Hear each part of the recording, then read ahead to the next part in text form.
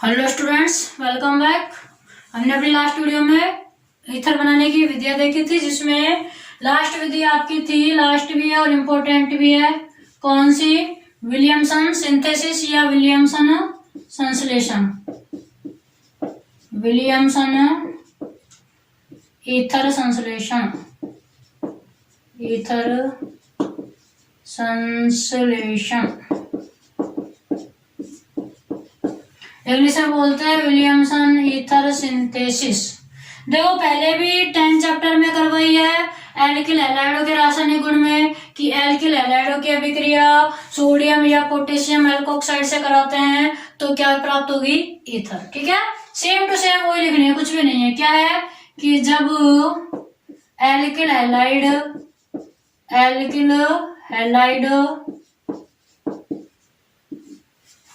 या हैलाइडों की अभिक्रिया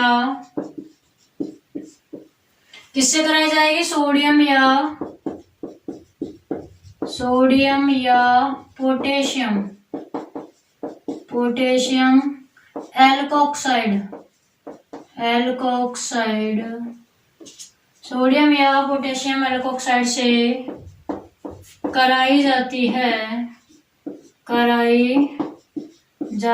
है तो क्या प्राप्त होंगे? ईथर प्राप्त होती है, ईथर प्राप्त होती है। सेम टू सेम ऐसे 10th चैप्टर में करवाई थी। क्या होगा? एल्किल हैलाइड लेना है आपको, कोई भी एक RX हेलो एल्केन या एल्किल हैलाइड, रिएक्शन करानी है सोडियम या पोटेशियम एल्कोक्साइड। क्या फॉर्मूला होगा?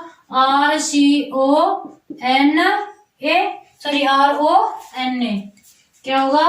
RONA। ऐसे लिख दो, देखो RONA। क्यों लिखा ऐसे? क्योंकि X के साथ ये Na आपका क्या हो जाएगा? बाहर। ठीक है, RONA। ठीक है, ये देखो समझ में नहीं आया तो फिर आप ऐसे भी लिख सकते हैं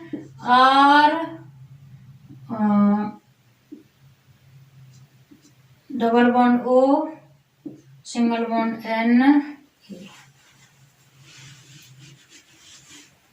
RONA, ये लिख दो, ये ज्यादा सही रहेगा। तो क्या करना है आपको? X के साथ Na बाहर निकालना है। क्या करना है? X के साथ Na बाहर, NaX आपका क्या होगा? बाहर हो जाएगा। फिर क्या बचा? ROR। क्या बचा? ROR, ether. इसी को क्या बोलते हैं? विलियमसन सिंथेसिस बोलते हैं। क्या बोलते हैं? Williamson synthesis. अगर यहाँ उपस्थिति वगैरह दर्शाना चाहो तो ROH प्लस Na दर्शा सकते हो। क्यों? क्योंकि यहीं से RONA बना आपका एल्कोक्साइड, H प्लस आयन आपका मुक्त। ठीक है, तो दर्शाना चाहो तो ये आप उपस्थिति दर्शा सकते हैं। तो ये आपकी क्या कहलाएगी? Williamson synthesis. ये आपका क्या है? एल्किल हैलाइड है, एल्किल हैलाइड। ये आपकी क्या है? सोडियम एल्कोक्साइड है, सोडियम एल्कोक्साइड। ठीक है, क्या किया है?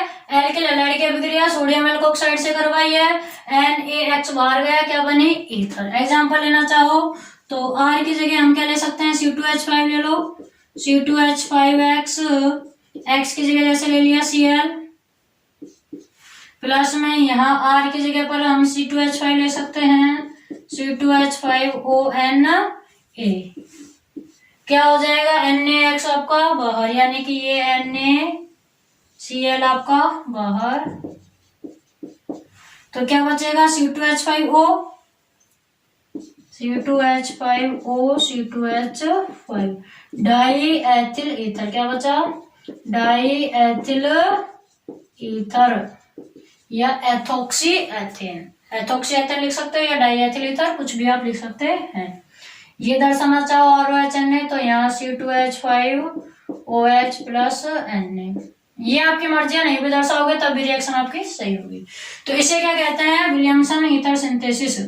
इसे विलियमसन ईथर संश्लेषण कहते हैं, ईथर संश्लेषण कहते हैं।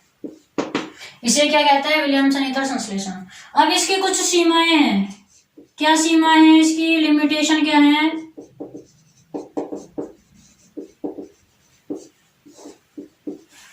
लिमिटेशन ये है कि जो आप एल्किल हैलाइड ले रहे हो ये अगर 1 डिग्री और 2 डिग्री है, 1 डिग्री और 2 डिग्री, तब तो आपकी रिएक्शन ऐसे की ऐसे ही होगी और आपका क्या है? ईथर बन जाएगी।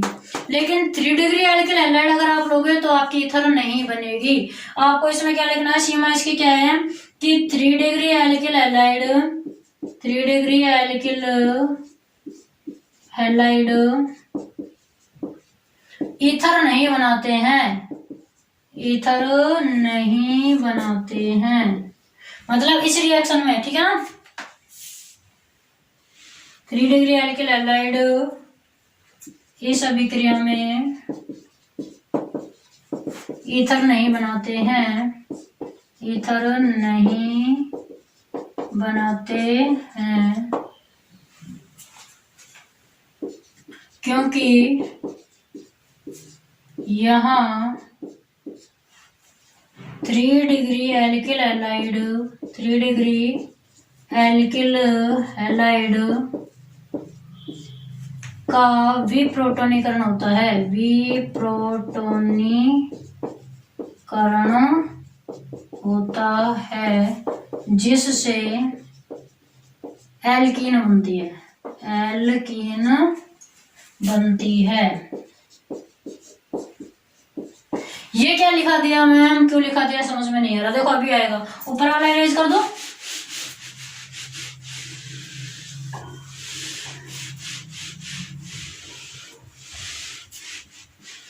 देखो मैंने बोला है कि जो 3 डिग्री एल्किल हैलाइड है वो आपका जो है ईथर नहीं बनाएगी। एग्जाम्पल लो, कोई एक 3 डिग्री एल्किल हैलाइड लो, CH3 CH3 CH3X, ये है हमारा एल्किल हैलाइड। प्लस में अब क्या करना है आपको? इसकी रिएक्शन करानी है किससे?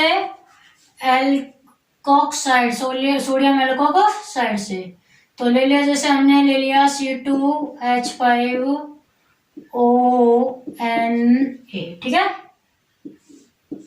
CH3ONA, C2H5ONA या RONA कुछ भी ले सकते हो आप। C2H5 ले लो या फिर R भी लिख सकते हो। क्या लिख सकते हो? R लिखो या C2H5 से ही कर लो। सोडियम एल्कोक्साइड की जगह अब क्या हो गया आपका? सोडियम एथोक्साइड, देखो क्या होगा, आपके पास में अधिक विद्युत ऋणाई है, ये इलेक्ट्रॉन यहां जाएंगे, ये माइनस ये प्लस, ऐसे यहां से कौन सा बंध टूटेगा? ऑक्सीजन अधिक विद्युत ऋणाई है, ऑक्सीजन पर माइनस, Na पर प्लस, Na प्लस के साथ X बाहर निकल जाएगा, ठीक है। अब क्या है, इस ऑक्सीजन माइनस पर ये C प्लस जुड़ेगा। अगर यहाँ 3 डिग्री नहीं होती ना जब तो जुड़ता और ईथर बना लेता। 3 डिग्री है तो नहीं जुड़ रहा, क्यों? क्योंकि देखो CH3 क्या होता है? प्लस आई प्रभाव दर्शाता है, प्लस आई प्रभाव। प्लस आई प्रभाव क्या होता है? मैंने आपको बताया है कि ये जो है अपने बंध के इलेक्ट्रॉनों को खुद से क्या करता है? आगे की तरफ विस्थापित करता है। तो ये CH3 अपने बंध के इलेक्ट्रॉनों को यहाँ लाएगा, इलेक्ट्रॉनिक घनत्व बढ़ेगा। ये CH3 भी लेकर आएगा, बढ़ाएगा इलेक्ट्रॉनिक घनत्व। ये CH3 भी यहाँ इलेक्ट्रॉनिक घनत्व बढ़ाएगा। ये तीनों बंध अपने इलेक्ट्रॉनों को जब यहाँ विस्थापित करेंगे तो इन इलेक्ट्रॉनों के कारण इसका जो धनावेश का प्रभाव है ये क्या हो जाएगा? बिल्कुल न्यून या उदासीन हो जाएगा, कम हो जाएगा। क्या हो जाएगा? मतलब ये लगा लो कि ये जो धनावेश है उसको ये जो इलेक्ट्रॉन आ रहे हैं यहाँ विस्थापित होकर इसके प्रभाव को क्या कर देगा? निरस्त। जब इसका प्रभाव निरस्त हो गया, यहाँ प्लस चार्ज बचा ही नहीं है, तो फिर ये ऑक्सीजन माइनस यहाँ कैसे आएगा?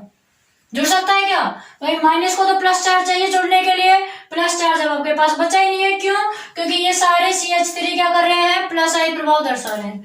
अगर 2 डिग्री एल्किल हैलाइड होता है तो प्लस आई प्रभाव वहां भी होता है, लेकिन वहां दुर्बल होता है। आपको पता है 3 डिग्री एल्किल हैलाइड ही, वो सॉरी 3 डिग्री कार्ब धन यानी क्या होता है? सबसे ज्यादा स्थायी। ये क्या है? सबसे ज्यादा स्थायी है। स्थायी होने के कारण अब ये जो है इससे रिएक्शन नहीं करेगा। ये क्या है? 3 डिग्री जो होती है ना कार्ब धनायन, वो सबसे ज्यादा स्थायी है, ये नहीं करेगा। 2 डिग्री कम स्थायी होता है, इसलिए वहां तो रिएक्शन हो जाती। तो अब क्या होगा? जब ये प्लस प्लस ये माइनस अगर यहाँ नहीं जुड़ेगा तो फिर कहाँ जुड़ेगा? देखो कहाँ जुड़ेगा, इनमें से कोई सा भी H3, मान लो ये वाला H3 है, इसको ऐसे लिख दो H H H, लिख सकता है कि नहीं? बिल्कुल लिख सकता है। अब यहां से बन तोड़ो, इस पर प्लस इस पर माइनस, ये जो H प्लस है ये इसके साथ जुड़ेगा। एल्किल मैंने आपको दिखाया था कि एल्किल हैलाइड का क्या होता है, विप्रोटोनीकरण, मतलब प्रोटॉन यहां से बाहर निकल रहा है, ठीक है, यहां से H प्लस आयन आपका क्या निकल रहा है, बाहर, क्या हो रहा है, विप्रोटोनीकरण, विप्रोटोनीकरण।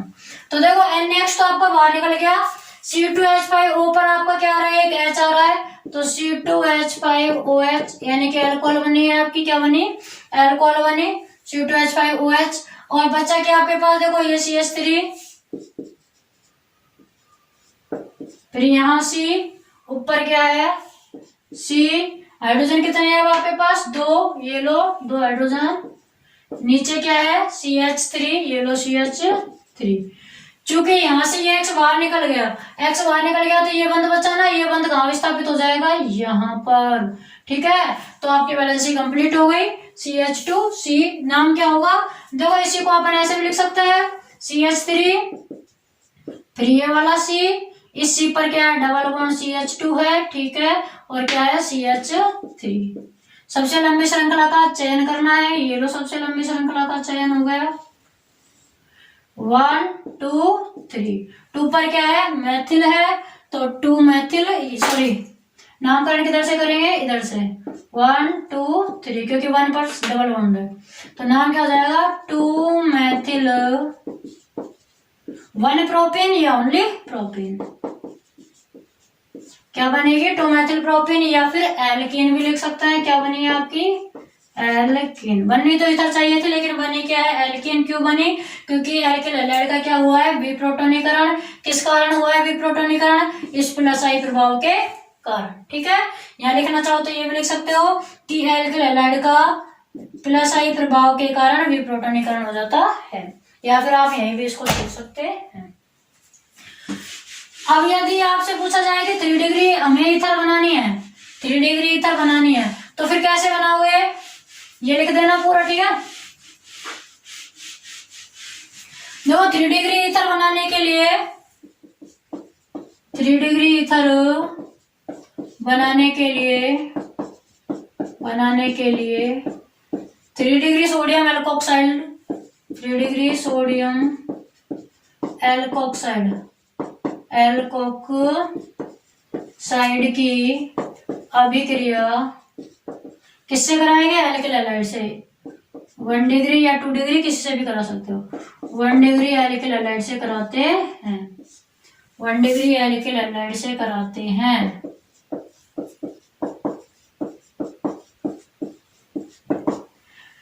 तो एल्किल हैलाइड ले लिया जैसे RX, ठीक है, RX की जगह हम C2H5X, X की जगह Cl कुछ भी ले सकते हैं। 3 डिग्री क्या लेना है, सोडियम एल्कोक्साइड, 3 डिग्री देखो R की जगह 3 डिग्री R ले लो, जैसे कि ये ले लो CH3 R ये ले लिया, ONA हो गया, RONA, ये क्या है आपका 3 degree sodium alkoxide, 3 degree sodium alkoxide. तो अब तो वो क्यों वही होगा, क्या होगा, ये NaCl आपका बाहर हो जाएगा, और देखो ये इस O पर ये C2H5 अटैक कर लेगा, C2H5O, और O पर आपका क्या जुड़ रहा है, C, फिर CH3, ठीक है। नाम देना चाहो तो नाम क्या होगा, देखो सबसे लंबी श्रृंखला,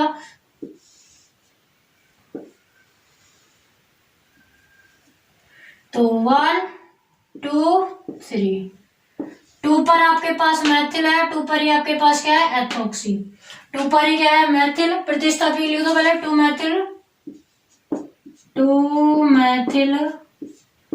2 एथोक्सी, 2 मैथिल 2 एथोक्सी प्रोपेन, ठीक है, क्या होगा 2 पर मैथिल है, 2 मैथिल, 2 पर क्या है ethoxy, 2 ethoxy propane, 2 Maithil 2 ethoxy propane. लिख देना 2 मैथिल, पहले प्रतिस्थापी का नाम 2 मैथिल, फिर 2 एथॉक्सी, फिर प्रोपेन, ठीक है ना। और ये मत सोचना कि एम बाद में आता है तो ये बाद में क्यों नहीं आया, ये पहले क्यों आया, क्योंकि यहाँ पर आपके ईथरों में उल्टा सिस्टम चल रहा है। ईथर में आपके क्या चल रहा है, उल्टा सिस्टम। CH3 आपका मैथिल पहले, C2H5 वो आपका बाद में। कर दो इसको अरेंज। भाई बुक में जो दे रखा है उसी को ही सही मानना पड़ेगा आपको। बुक के अकॉर्डिंग ही आपके जो है लास्ट में पेपरों में नोटबुक चेक होती है। तो अगर मैं यहाँ पर ऐसे लिखा दूं कि 2 एथॉक्सी 2 मैथिल प्रोपेन, तो बाद में आपके नंबर कटेंगे। तो आपको बुक के अकॉर्डिंग यही वाला सही है, 2 पर मैथिल 2 पर एथॉक्सी फिर क्या प्रोपेन। लिख लो। तो विलियमसन ईथर संश्लेषण अगर आता है तो आपको ये यहाँ तक लिखना है, या फिर इनमें से 2-3 क्वेश्चन बन गए कि 3 डिग्री एल्किल हैलाइड से ईथर नहीं बनती है क्यों, है ना, या 3 डिग्री ईथर कैसे प्राप्त करेंगे। तो इन दो सारे क्वेश्चनों का आंसर आपको कहां से देना है, विलियमसन ईथर संश्लेषण से। अब हम बात करेंगे ईथर की फिजिकल प्रॉपर्टीज। किसकी, physical properties, physical properties of ether, मतलब ईथर के भौतिक गुण। ईथर के भौतिक गुण क्या क्या होते हैं, देखो सबसे पहला तो ये आपको लिखना है कि CH3OCH3 यानी कि डाईमेथिल ईथर व डाईएथिल ईथर तो क्या होते हैं, गैसीय अवस्था में होते हैं, और इनके ऊपर के जितने भी होंगे वो सारे क्या होंगे, द्रव अवस्था में होते हैं, ठीक है ना। ये सारे गैसीय अवस्था में होंगे, इनके बाद के सारे किसमें होंगे, आपके द्रव अवस्था में। डाईमेथिल ईथर व डाईएथिल ईथर गैसीय अवस्था में, गैसीय अवस्था में,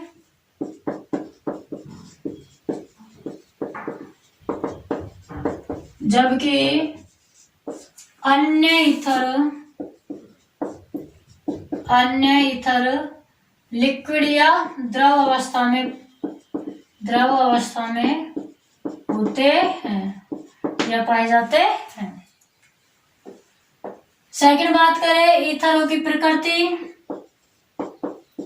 कैसी होती है, ध्रुवीय। प्रकृति कैसी होती है, ध्रुवीय या द्विध्रुवीय। प्रकृति कैसी होगी इसकी, द्विध्रुवीय, द्विध्रुवीय, द्विध्रुवीय प्रकृति होती है, क्योंकि ईथरों की संरचना सरल रेखीय होती है, या संरचना अलग से देख लेंगे। देखो द्विध्रुवीय प्रकृति होती है, द्विध्रुवीय प्रकृति क्यों है, देखो R पर लोन पेयर भी होते हैं। तो लोन पेयर होने के कारण ये बंद अगर जैसे यहाँ से टूटता है तो इस पर प्लस चार्ज, इस पर आंशिक धनावेश या माइनस, ऐसे ही यहाँ पर प्लस, यहाँ पर आंशिक धनावेश या माइनस। तो द्विध्रुव आपने फिजिक्स में भी पढ़ा होगा, प्लस और माइनस दो अलग अलग चार्ज हो गए तो क्या प्रकृति कैसी हुई, द्विध्रुव प्रकृति, ठीक है। तीसरा संरचना, संरचना में लिखना है कैसी होती है, सरल रेखीय संरचना होती है। ईथर में sp3 संकरण पाया जाता है, जिससे इसकी संरचना चतुष्फलकीय होती है, संरचना चतुष्फलकीय होती है। किंतु ROR में मैंने आपको बताया था कि ऊपर क्या होते हैं लोन पेयर, ऑक्सीजन पर उपस्थित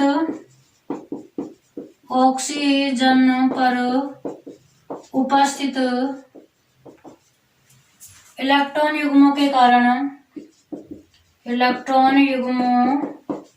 के कारण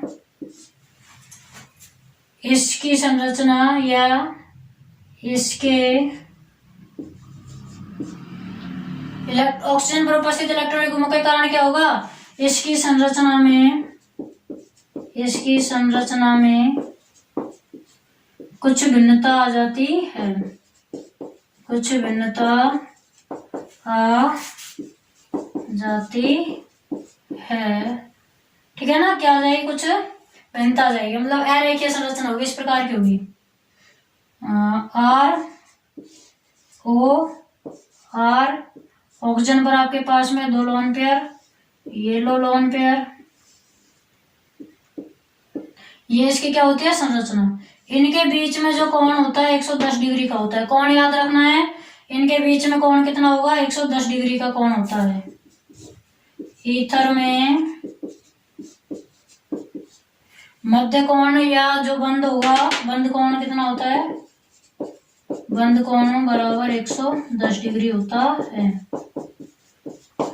sp3 संकरण में बंद कोण 109 डिग्री 28 मिनट होता है। क्या होता है, 109 डिग्री 28 मिनट sp3 में ये होता है, लेकिन यहाँ 110 डिग्री होता है। क्यों, क्योंकि ये जो इलेक्ट्रॉन है इनमें आपस में क्या होता है, प्रतिकर्षण होता है। इनमें आपस में क्या होता है, प्रतिकर्षण, और प्रतिकर्षण होगा तो ये नीचे की तरफ आएंगे और इस बंध को क्या करेंगे, इस बंध को 109 डिग्री जो 28 होना चाहिए था, ये इस बंध को क्या करेंगे, इसकी आकृति में भिन्नता करेंगे, इसको और बढ़ा देंगे, ठीक है ना। इलेक्ट्रॉनों के प्रतिकर्षण के कारण ऐसा होता है। 109 डिग्री 28 मिनट होना चाहिए, लेकिन होता है कितना है, 110 डिग्री।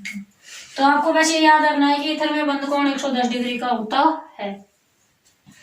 बात करें, एक लास्ट आपकी रह गई कि क्वथनांक और गलनांक की। लास्ट आपको लिखना है क्वथनांक और गलनांक।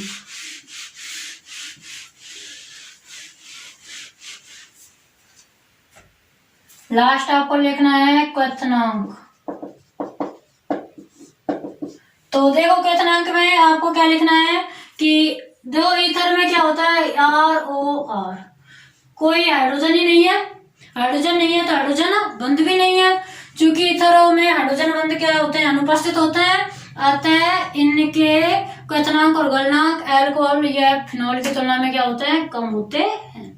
ठीक है, लिख दोगे ना, क्या लिखोगे, चूंकि अल्कोहलों में हाइड्रोजन बंध अनुपस्थित होते हैं, जिसके कारण इनका क्वथनांक और गलनांक फिनॉल से और ईथर से क्या हो, सॉरी फिनॉल अल्कोहल से कम होता है। बस ये आपके फिजिकल प्रॉपर्टीज भी क्या हुई, कंप्लीट। कल से हम पढ़ेंगे chemical properties of ether. Okay students, thank you.